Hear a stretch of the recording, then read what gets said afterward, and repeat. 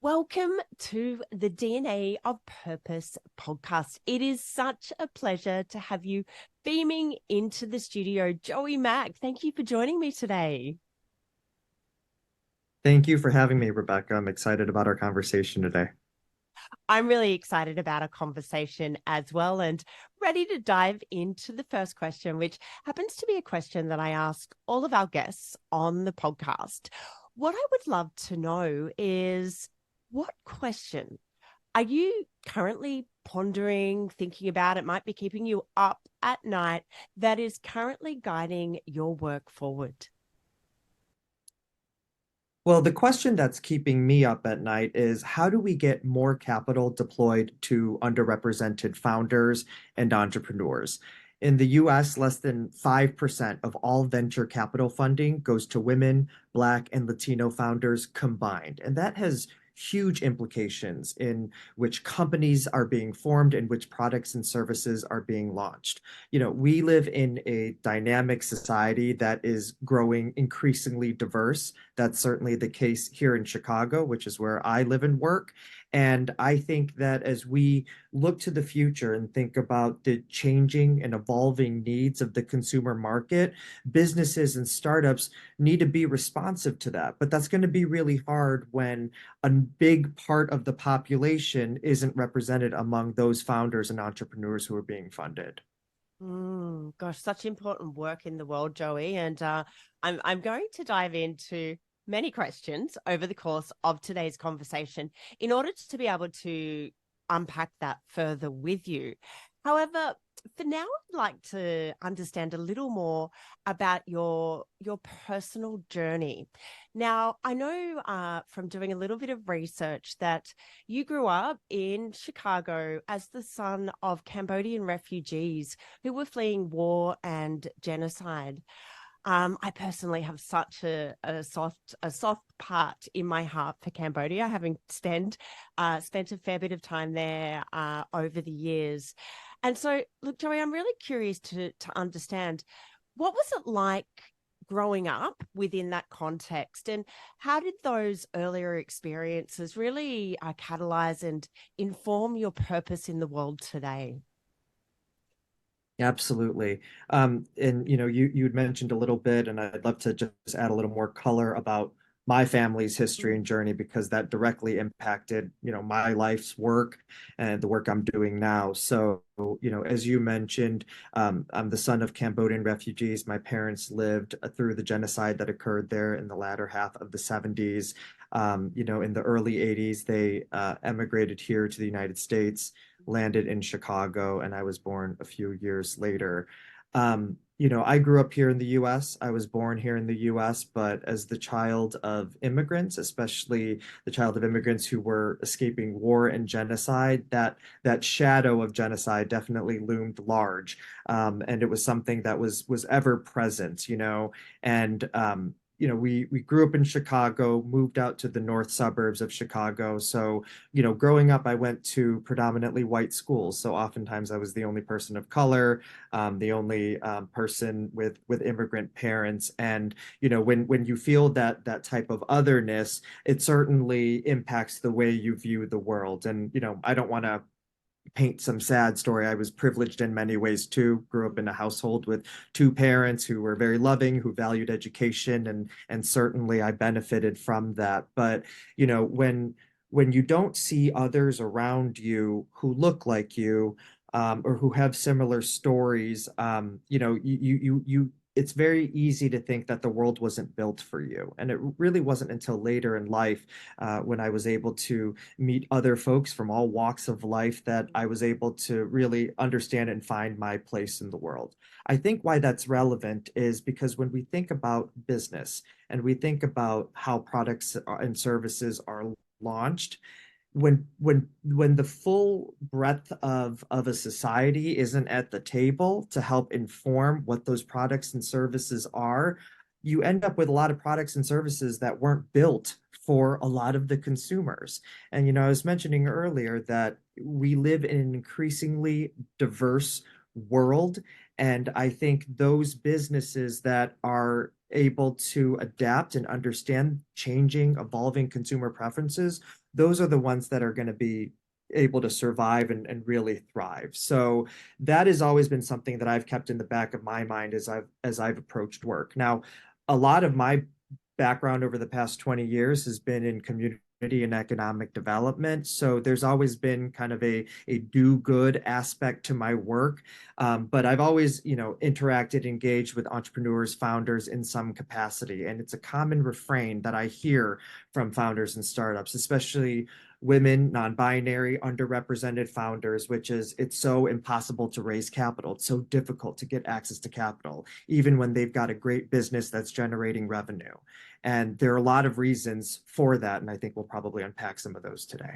Yeah, absolutely. I definitely want to dive in.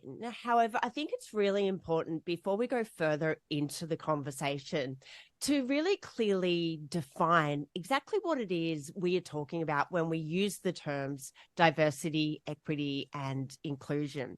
Now, as the CEO of Chicago Blend, I'm sure you spend a fair bit of time framing this up for people. So yeah, I'm wondering if I could invite you to really clearly define what we mean when we use those terms. Yeah, it's a great question. And I think these terms or the acronym DEI often Yeah. gets conflated, but they refer to very specific things. So I appreciate the question. So first, diversity, that really refers to representation. And if we look at it in the business world, it refers to representation in the workforce. What proportion of your employee base are women or non-binary or men, right? So diversity has a lot to do with kind of the numbers aspect. And this is where I think a lot of businesses tend to focus on because it's the easiest thing to measure. You can see it, you can measure it, right? Equity, on the other hand, is something a little different. Equity really refers to how people are treated in the workplace. It's about ensuring that there are common policies, practices, norms that dictate things like who gets hired, who gets a promotion, who gets access to opportunity. So it's about fairness, it's about equity of opportunity. And inclusion, the I in DEI, is really about how employees experience their workplace. It's very much a verb. It's about the degree to which organizations embrace their employees and enable employees to be their authentic selves in the workplace while also contributing to the organization as a whole. So when you take these things collectively, diversity, equity, and inclusion, again, they're somewhat distinct concepts, but they're actually not very radical concepts either. These are actually just really good business practices that help to ensure that you're building a really resilient organization. Mm. And do you feel that organizations are getting this right? Some organizations do, Yeah. many others do not. And as I mentioned earlier, a lot of organizations, they will tend to focus on, the first aspect, the D of diversity, Mm. equity, and inclusion. Let's hire more women, let's hire more people of color into our organization. But if you're not paying attention to those other aspects about how those new hires are experiencing their organization, about how they feel when it comes to being able to access opportunities, when it comes to being able to access mentorship, when it comes to seeing other leaders who look like them, you set yourself up for a lot of attrition. And that's why it's really not surprising that, in the last couple of years, there's been this rise of chief diversity officers. But oftentimes, those chief diversity officers don't last very long because Mm. if you hire someone and then put all the burden on them to figure this whole thing out, pretty soon, unless they are embedded into the strategy of the organization, unless they have a seat at the table when it comes to making decisions, it's really just virtue signaling. It's really just hiring someone for the sake of hiring. And I don't think that goes over well for organizations. And unfortunately, too many organizations take that easy way out. Whereas kind of embracing diversity, equity, and inclusion as a framework, it takes time, it takes Mm. sustained effort. It's not a series of checkboxes. Mm. Yeah, it's such an important distinction. It's got to be something that comes from right from the middle of the organization, from an organizational transformation perspective. Exactly. So In terms of Chicago Blend, you have chosen to, work in the space in between diversity and venture capital, which you've already mentioned this morning. I'm really curious to know, given the number of areas you could have chosen to diversify, what specific challenges within the startup ecosystem drew you in, compelling you to address them through your work with Chicago Blend? Yeah, that's a great question. And we tend to focus on diversity among venture capitalists because our whole thesis is if we can create more diversity among investors, we'll start to see more diversity among founders who are being funded, right? And the reason we focus on VCs and why it was really interesting to me personally is because venture capitalists play a major role in determining which ideas, which products, and which innovations are going to shape the modern economy. And if you think about the biggest companies today, the companies that are listed on the Dow Jones or the Nasdaq, most of those companies started out with venture capital backing, so we know that VCs play an outsized role in shaping the future in so many ways. And when we don't have diversity among the investing class, what does that mean?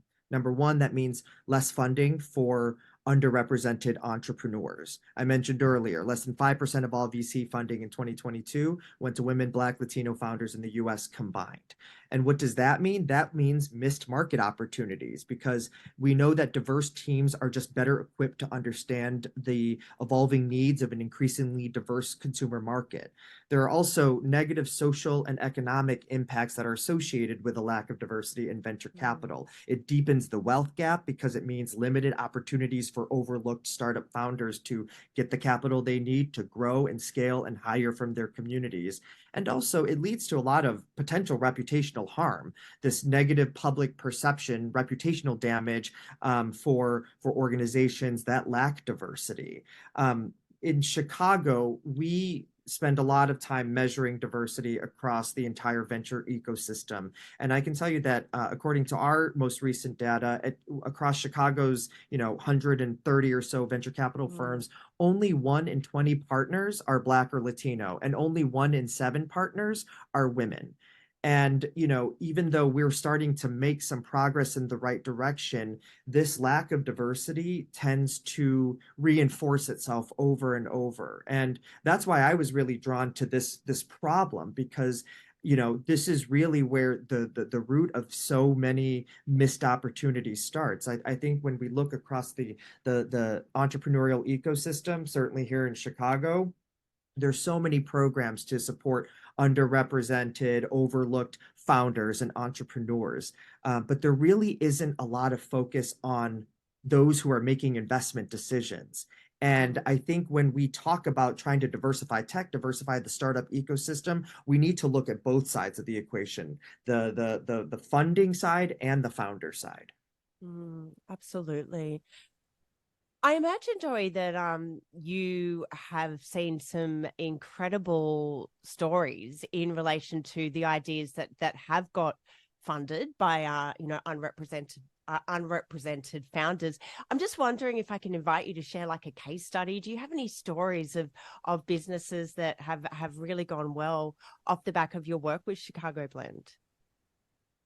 So I was just talking to an entrepreneur last night. We were at a holiday party, and he had mentioned that he was launching a line of sunscreen, Black entrepreneur. And the reason why it was so exciting is, as someone who has darker skin myself, Yeah. a problem that I deal with all the time is when I use sunscreen, it kind of leaves this pasty white film on my skin, and it's not attractive. I kind of look like Casper the Ghost, right?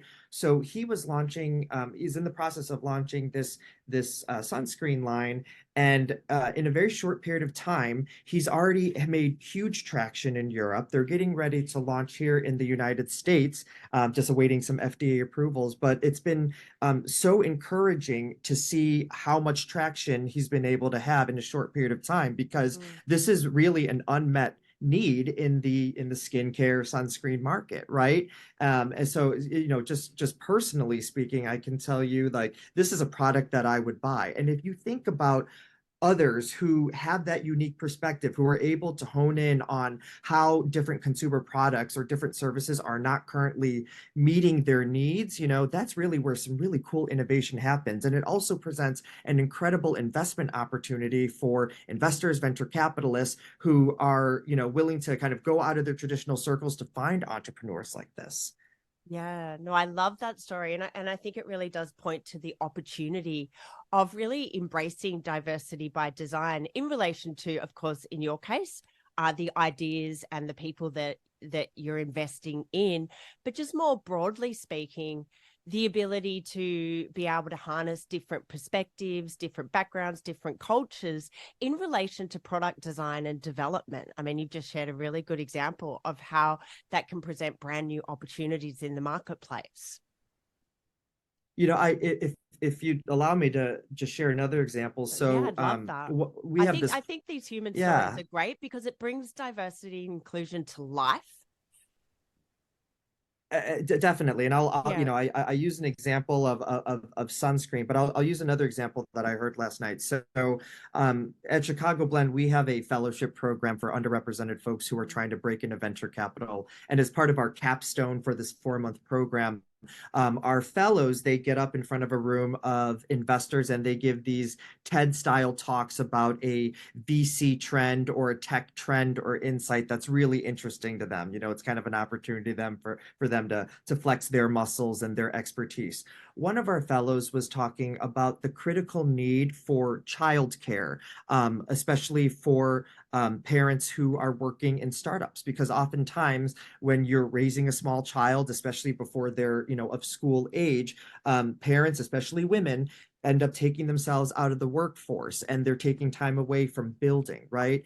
The figure that she came up with was, at least here in the United States, the opportunity cost of not having women and parents of young children fully participate in the US economy was estimated at something like $130 billion worth of missed opportunity, because we have people who would otherwise be building companies, innovating, launching new products and services, who aren't able to do that because they're busy caring for their child. And here in the United States, childcare is prohibitively expensive.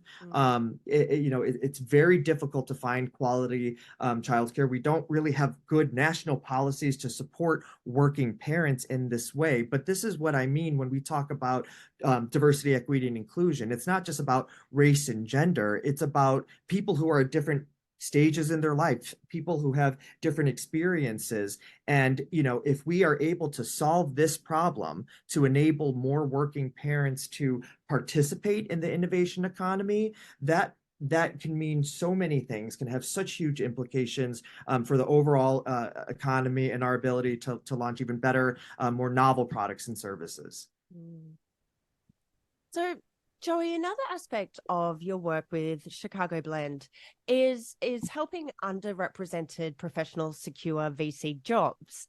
Now, as much as this podcast is about inspiring entrepreneurs and startups, it's also really about arming leaders with the tools to be able to really redirect big corporations. So what I'm really curious to know is, and we've sort of touched on this a little bit already in the conversation, but what is your approach or advice to corporate leaders who want to create more diverse and inclusive cultures, and where should they begin? Now, I know we already kind of said that this needs to be more than kind of a tokenistic effort. It needs to be something that really comes from the inside out of an organization, and that it needs to be, I guess, nurtured and nourished and maintained in terms of looking after an organization's capital, like human capital. So I'm wondering what else is involved there for corporate leaders? Yeah, when you're talking to corporate leaders and asking them, what are you doing, or how do you build a more diverse and inclusive culture in your company, it can be a really daunting question for any leader, especially a leader that doesn't have a lot of experience with that, right? And I think that's sometimes the wrong question. I think a more productive starting point for any leader is just to ask yourself, what business challenges am I dealing with right now? Because whether you are trying to find new customers, whether you're trying to penetrate new markets, whether you're trying to retain your employees or develop new products, there is something within the diversity, equity, and inclusion toolbox that could be applied to help you achieve your business goals. So I think it really comes down to business strategy and goal setting, and then taking the learnings of diversity, equity, and inclusion. And there's a ton of information that's out there, tons of great frameworks that are out there, and applying those frameworks to your company. Because ultimately, this isn't about, you know, well, we need to focus on DE and I because everyone else is, or we need to check off that box. It's really about creating a more resilient organization, creating a stronger workforce that will ultimately enable you to create better products and services, to be a better corporate leader, and ultimately generate higher returns for investors. So when people ask, where do I start? I just kind of turn the question back on them, which is, well, what challenges are you dealing with right now? What are you trying to solve? And let's see what within the DEI toolbox can be applied. Um, Hiring is certainly a big component, especially when we think about the diversity aspect of that. But one other very simple thing that I think a lot of HR leaders are starting to get much smarter with is rethinking not just their hiring practices, but even rethinking simple things like job descriptions, especially at the early stages. Because something that I see a lot of startup companies doing when they're hiring for a marketing manager, a social media manager, whatever the case may be, they will go to Google, they'll search for a job description, kind of copy, paste, and then kind of edit it, put it out there, and hope that they get resumes. And hopefully when they see the right resume, they'll know the right candidate when they see it. Right? That's really not the best way to go about it. Instead, there are lots of different ways that when you write a job description where there might be lots of bias that's kind of woven throughout that job description. So you really have to be vigilant about that. I've read about this and I've heard this many times from HR leaders, which is oftentimes women will not apply for a job unless they are confident that they meet every single qualification that's listed on that job description. Men, on the other hand, they'll apply for a job if they only have 50% of those boxes checked, right? So you have to think about, what information are you communicating when you're hiring? And is that really the message that you want to put out there? Because you might be inadvertently icing out a lot of people from otherwise opting in and throwing their name in the ring. So looking at job descriptions and really thinking of diversity and equity and inclusion as a set of tools to help you achieve your business goals, I think is a much more productive place to start, and it makes it much more tangible for business leaders too. Yeah, I love how practical your advice is. And something as simple as looking at the job description. I can really relate to that when I think back over the years when I've applied for jobs, and it is true. Like, you kind of reading through, and if you've got this long list of things that kind of take you out of the game, then you're not going to apply, and as a recruiter, you're losing all of this potential opportunity and all of these amazing people just because of how you've written something. So I love how practical your advice is there, Joey. So what I want to dive into now is I want to talk about the white elephants. Let's talk about some of the things that maybe people don't like to talk about in relation to diversity and inclusion. What are some of the things that you find leaders are worrying about or are concerned about in relation to how they go about this? Yeah, I think something that has been really challenging, at least here in the United States, is we don't have a healthy way of talking about issues of race, and certainly not in the workplace. This is always something that lots of folks it's a hard topic. It makes people uncomfortable. And as a result, for lots of folks, it's just much easier to not talk about it. Yeah. And I think that is something that we really need to just be comfortable being uncomfortable. Because in a country like the United States, just like in any diverse society, there's a lot of history that's embedded. There's a lot of things to unpack. Lots of heated emotions, rightfully so. But I think we need a healthier way to talk about issues of race. And something that is something that I think business leaders will often do, especially if they're not comfortable doing it, is just avoid the topic altogether out of a fear of saying the wrong thing. But Mm. I think as we look at how the workforce is evolving, especially with Gen Z, and pretty soon Gen Alpha will be entering the workforce. I think younger generations are very curious to understand what leaders in their organizations think. And I think that provides an opening for leaders to maybe be a little bit more vulnerable, for leaders to invite in others, experts who have more experience talking about these things, facilitating conversations in a healthier way, for whether it's employees or even just amongst friends, to be able to get comfortable, to build up that vocabulary, that muscle memory, so that you can start talking about these issues. Because I think the longer that we go as a society without talking about race and what that means in our workplace and how that impacts different segments of our workforce, the longer we go without talking about it, the more these cleavages are going to crystallize, right? And I think DEI is really meant to unpack a lot of that, is to remove a lot of those barriers so that organizations can start to move more harmoniously. Yeah, and I can't help but feel that safety and trust are just paramount in this conversation, because you've got of course you've got the side of underrepresented people, but then you've also got the other half who are represented, but then, as you've just said, don't know how to tackle these conversations for fear of saying something wrong or doing something wrong. And it's really about coming back together and really creating a foundation of safety and of belonging where everybody can openly discuss these things and create the best solutions moving forward. Absolutely. Mm.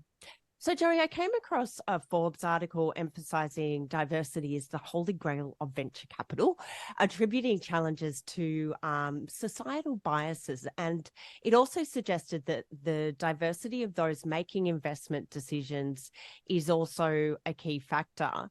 I'd like to delve into these two aspects. Firstly, let's have a bit of a chat about unconscious bias.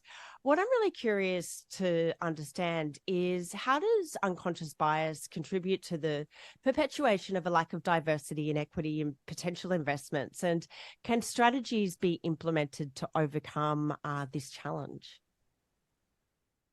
Yeah, and I'll use the example within venture capital because obviously that's what I'm paying a lot of attention to. But just from a human perspective, humans have a tendency to associate with, work with, fraternize with other people who look like them, who talk like Mm. them, who come from similar backgrounds. It's a natural thing, and I don't think that's necessarily good or bad. It just is, right? Where it becomes a problem is when that tendency to associate with people like you, if you will, when it starts to creep into business, when it starts to creep into investment decisions, when it starts to creep into decisions around who gets hired. And that's where, as business leaders, we all have to kind of check ourselves to ensure that we're not allowing those things to get the better part of our judgment. So as an example, oftentimes in venture capital, there are a lot of it's a very network driven industry. A lot of investors will hire from a certain set of schools. Maybe they went to Harvard Business School, so that's where they're going to go. They're going to tap that alumni network when hiring other folks to work on their investment team. They may also tap that same network to find other investment opportunities, other founders, right? And while that may generate some returns, when you kind of repeat that pattern over and over again, you set yourself up for really just limiting your perspective on who to hire, who to invest in, to a very limited number of people, you know. So that's really what unconscious bias is. And you see that all the time in business, and you certainly see that in venture capital. So how do you kind of break that cycle? Number one is to, you know, take take the time, make the effort to talk to folks who are from different backgrounds, to look different from you, who have different experiences, you know. And it's usually when you are talking to people with different diverse experiences where some really, you know, innovative ideas can form, and where you can maybe look at the world in a different way. So from that perspective, variety is the spice of life, right? And going out of your way to build new relationships, whether it's for, you know, sourcing deal flow, whether it's for hiring, can definitely help you expand your pool, and expand your network. But the other thing is about, again, setting up those processes, those norms. This kind of goes to the equity piece of diversity, equity, and inclusion. There's one venture capital firm here in Chicago. They have a very strict rule that they don't, when assessing deal flow, when looking at companies, they don't accept warm introductions. They require every single founder to go through the same front door. They have a common application where you fill out information about your company, what you're doing, how much you're trying to raise, and then they will assess each of those companies based on the merit, as opposed to being like, hey, we went to college together, you should check out my friend's company, you know.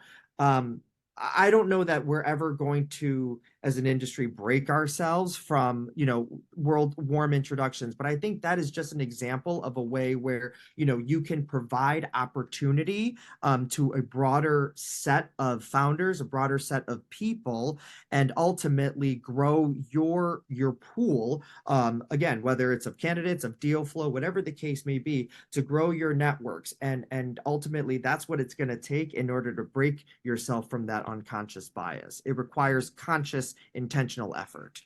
Mm. So let's talk about the other side of the coin, that being the diversity of the investors themselves. Given that in the current landscape, we pretty much have a predominance of white privileged men in terms of investor circles. So I'm wondering what approaches can be employed to foster more diversity in the investor community. Yeah, and you know, I touched on this a moment ago, but I think a lot of it comes to, you know, who are you hiring and where do you go to hire from?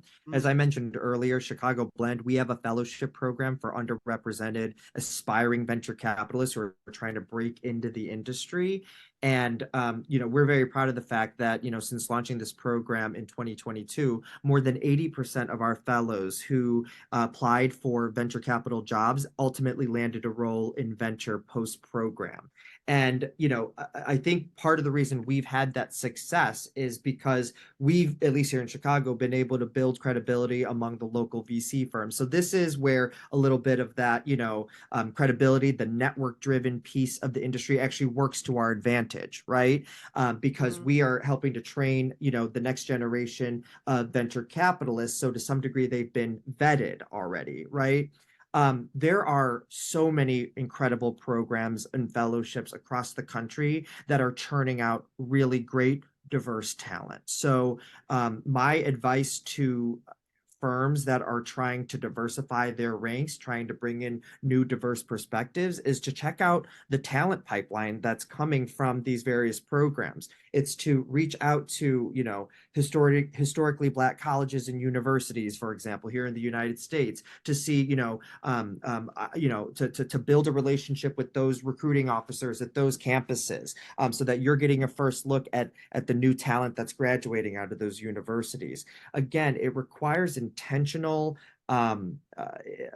effort, but VCs are incredibly good at networking. So it's really just, you know, taking that networking to another level, because, you know, something that we've heard for many years is, you know, oh, I would love to hire a woman, or I'd love to hire someone who's Black to join my team. I just don't know where they are. And I think what we're demonstrating through our program, but lots of other organizations are doing this as well, is that the talent is out there, the pipeline is there, for anyone who's willing to take the time to take a look at those pipelines. Mm. So, Joey, let's dive into the world of technology. Now, we've already spoken a little bit about unconscious bias, and I'm sure that this may be an overlay to my next question. Considering the influence of technology across all industries, especially with the rising prominence of generative AI in investments, it's apparent that technology is, really quite critical in regards to addressing some of the current challenges that we're facing. However, alongside its potential, there are other risks concerning the biases embedded in technology. How do you believe fostering diversity can play a role in ensuring the creation of technology that is truly inclusive and devoid of these biases? It's so important to ensure that there are diverse voices at the table from the get-go before products and services are launched. Because when you have people with different perspectives at the table during the design process, you're more likely going to be able to catch those potential problems, especially for things like AI. There's the classic case of AI being really good at recognizing white faces, but not being able as good at delineating between faces of color, so I think it's really important that, the reason why you need to have diversity at the table, it's not just because it's a good thing or, it feels good, but it can help companies when they're developing products forecast and predict where there are going to be blind spots so that you can address those before you release that to the market and ultimately build a better product that's going to serve a broader consumer market. And ultimately, I think that's what most companies are going to want to do when they're developing products. So,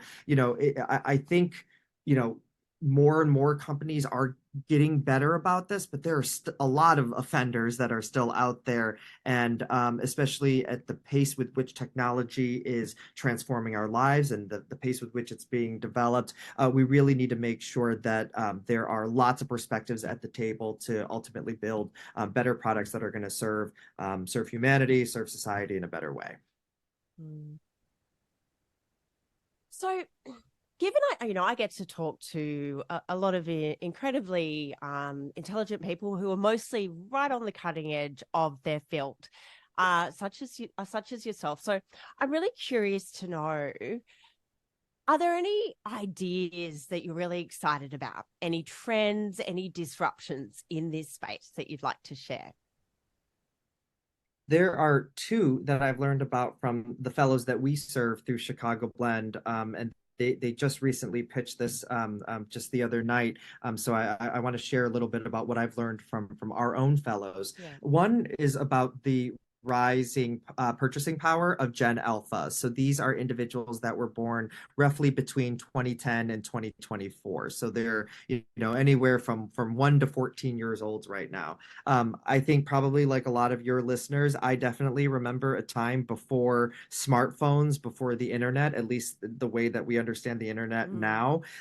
That's not the case with Gen Alpha. This is an entire generation of young people who are true digital natives. They were born with iPads and iPhones in their hand, knowing how to use it better than their parents. And what is so fascinating is even though they're young, they're not yet working, most of them are not yet working.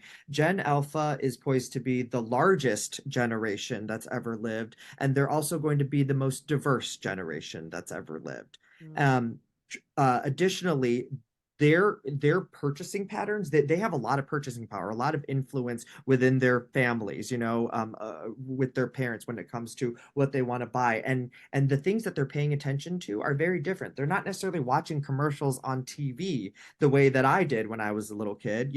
They are looking at influencers, and it's also there's this shift with the role that influencers play in terms of marketing products. I think for a long time, influencers were seen as a conduit for brands to distribute their products and services. But now, especially Gen Alpha, the younger generations, they are much more keen on purchasing directly from influencers. So now influencers themselves are becoming the brand, you know. So that is a huge shift in the consumer market that I think is going to really change the way that people buy things, especially as Gen Alpha matures and as they start to hit their 20s, as they start to enter the workforce and start to really start buying things. That's going to change the way that businesses have to interact with consumers. So that's a really interesting trend that we're paying attention to.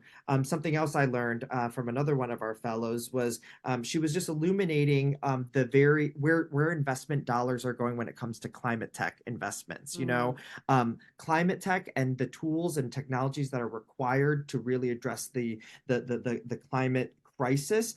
It's very hardware intensive, it's very capital intensive, but the bulk of the investments, at least here in the United States, is going to climate tech software. And the truth is we need both, but there's this huge underinvestment in hardware, in kind of the physical tools and technologies that are needed to address this.